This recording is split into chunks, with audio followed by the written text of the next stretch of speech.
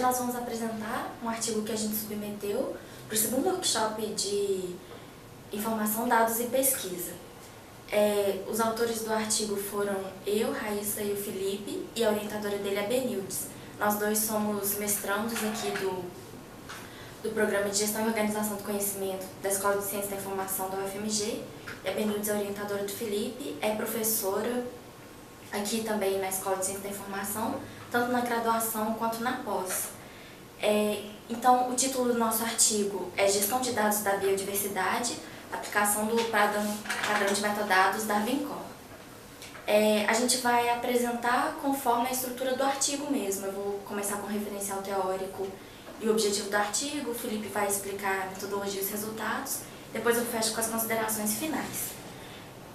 Então, no artigo a gente começou contextualizando, falando um pouco do Big Data, dessa grande quantidade de dados não estruturados,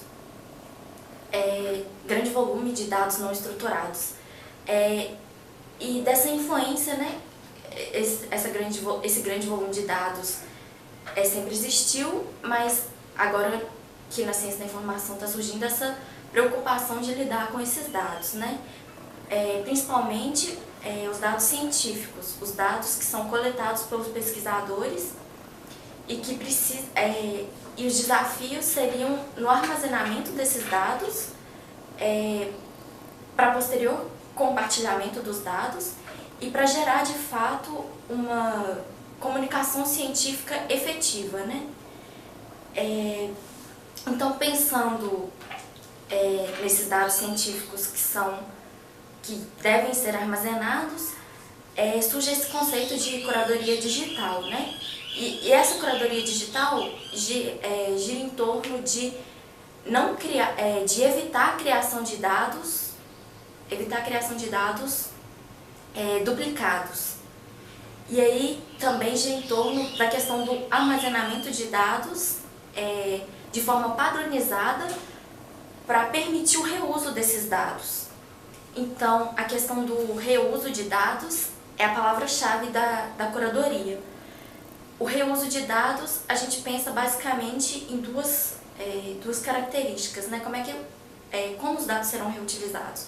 Pensando em disponibilizar esses dados em formatos abertos, e aí tem uma série de critérios para garantir essa qualidade da disponibilização dos dados, e também pensar na descrição de forma lógica e padronizada desses dados coletados pelos pesquisadores, para que alguém que não tenha participado da coleta de dados consiga entender e efetivamente utilizar esses dados. Então, para permitir esse reuso dos dados científicos, a gente pensa em gestão de dados. No nosso artigo, nessa parte do referencial teórico, a gente se baseou basicamente em 3 autores, o Strasser, o Nussaian e Nassalis. E quando eles pensam no reuso de dados, eles pensam no ciclo de vida dos dados, ou seja, aquele conjunto de dados precisa ser submetido a uma série de etapas para que eles sejam armazenados e posteriormente compartilhados de forma efetiva. Só que, de acordo com o objetivo do nosso artigo, nós focamos na etapa de descrição dos dados, que eles definem como uma descrição detalhada dos dados através de padrões de metadados apropriados. Então, antes de falar um pouco do objetivo do artigo, eu queria citar, que a gente também colocou no artigo, a tese da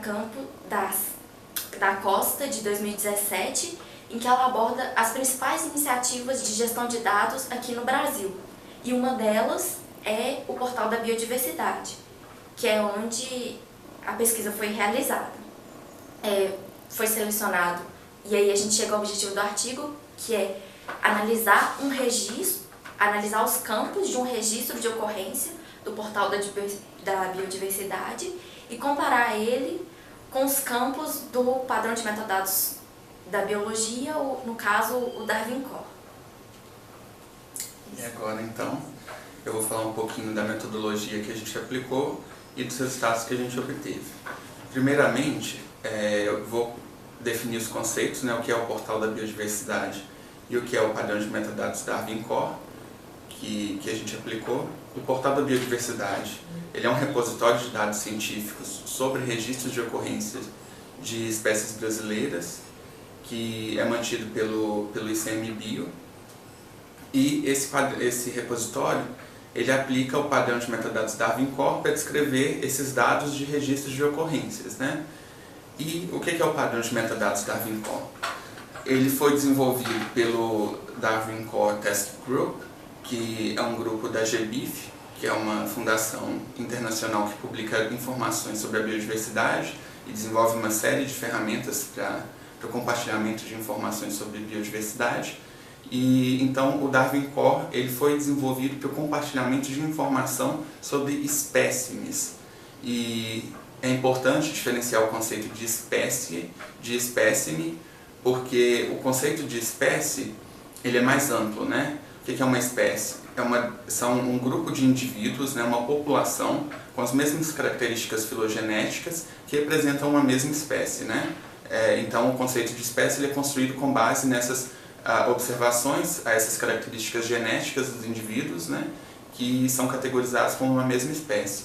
E o que é o espécime? O espécime é uma amostra que é coletada dessa espécie em questão, né, a título de análise, né? Então o biólogo ele vai a campo, ele captura um indivíduo, né, um bicho, por exemplo, e ele leva esse bicho para o laboratório para analisar e fazer a descrição taxonômica, a análise genética e todos os outros procedimentos possíveis dentro da biologia, né? Os procedimentos de pesquisa. Então, esse bicho coletado, ele é um espécime, mas esse espécime também pode ser a folha de uma planta ou pode ser uma amostra de solo, enfim. Então, o espécime é um conceito de amostragem, né? É uma amostra dentro da população, um indivíduo que é coletado dentro da população de uma espécie.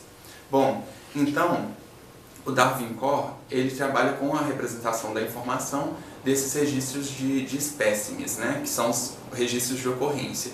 Então, o biólogo foi a campo, ele coletou um organismo, ou ele fotografou um bicho, alguma coisa assim, isso é um registro de ocorrência, né?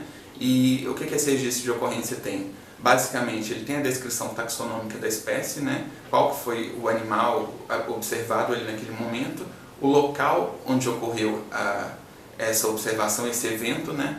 Que, como é chamado na biologia, os dados desse local, os dados do período de tempo que aconteceu esse evento, né?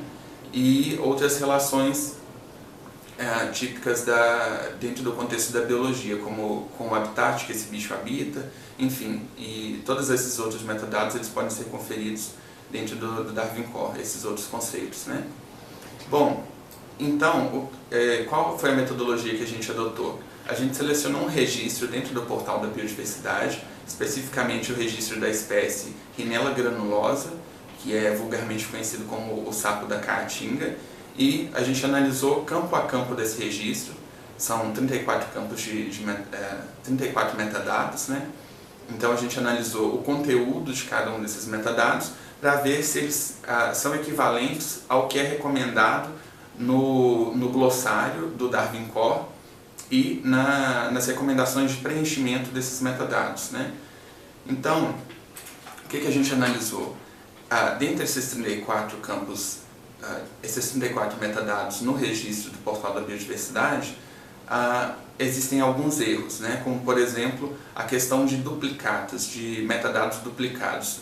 O primeiro exemplo que a gente aborda no artigo, que é o nome da base de dados e sigla da base de dados, no glossário, onde tem as orientações para o preenchimento do padrão de metadados Darwin Core, ele orienta que seja adotado só um valor. Esse é um campo único, né? Então, nome da base de dados, que é o dataset name, que está no corpo do Darwin Core, trata-se apenas de um metadado, né? Então, sigla da base de dados e nome da base de dados só podem entrar nesse campo, mas é preciso especificar qual o valor que vai ser adotado como padrão, ou a sigla da base de dados ou o nome da base de dados. No caso do portal da biodiversidade, esse campo aparece duplicado, né, tanto com o nome por extenso da base de dados quanto com a sigla, e isso é considerado um erro do portal da biodiversidade, né? O outro problema que a gente detectou foi em relação ao preenchimento dos campos de metadados, porque o Darwin Core ele recomenda que seja seguido uma série de protocolos e vocabulários controlados para o preenchimento desses campos, né? E formatos também. Por exemplo, as datas elas devem seguir o padrão ISO, né? E no caso do portal da biodiversidade eles não seguem esse padrão. Então existem diversos formatos de entrada de data nos campos desses registros. Um outro problema, também envolvendo as datas, é referente à data do evento, né? Então, um evento de registro de ocorrência de espécie, ele tem um início preciso e específico, né? Então, com o dia da ocorrência, a hora, minuto, segundo, se possível. Então, a data de início e término do evento, ela tem que ser o mais específico possível.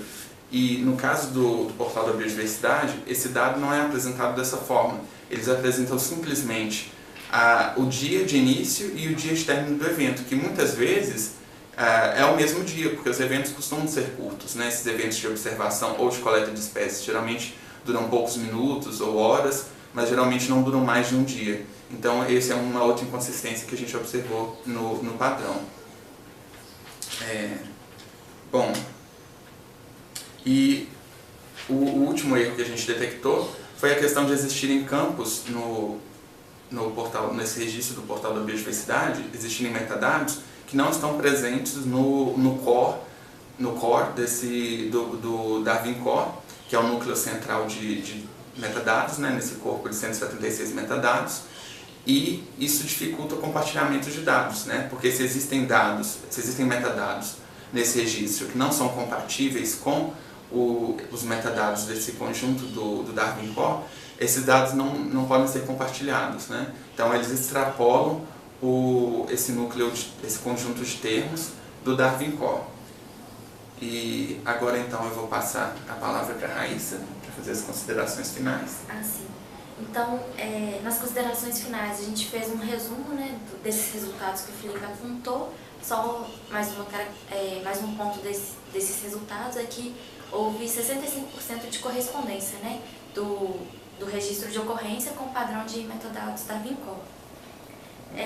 Então, além disso, nas considerações finais a gente realça a importância de iniciativas como o portal de biodiversidade, porque ele reuniu, né, registros de ocorrência de espécie de 9 bases de dados brasileiras em uma só.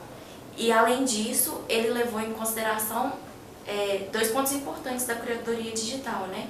A questão de disponibilizar esse registro de ocorrência em um formato aberto e também a questão dessas informações estarem devidamente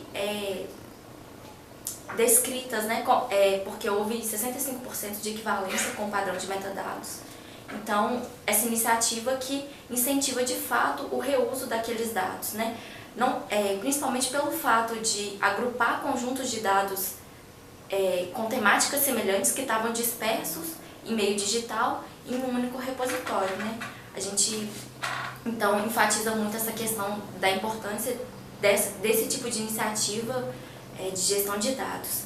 E, principalmente, a importância disso na democratização do acesso aos dados e para facilitar, né, o uso efetivo dos dados e, consequentemente, facilitar a construção da ciência mesmo, né? Eu acho que é isso. Você quer fazer mais alguma consideração? Não, mas é isso mesmo. Conseguiu fechar bem o artigo. Agradecer ao professor Guilherme, né? Sim, agradecer ao professor Guilherme Ataíde pelas contribuições em sala de aula e também pela oportunidade de participar do IDAT, né? Isso. Então é isso, pessoal. Muito obrigado.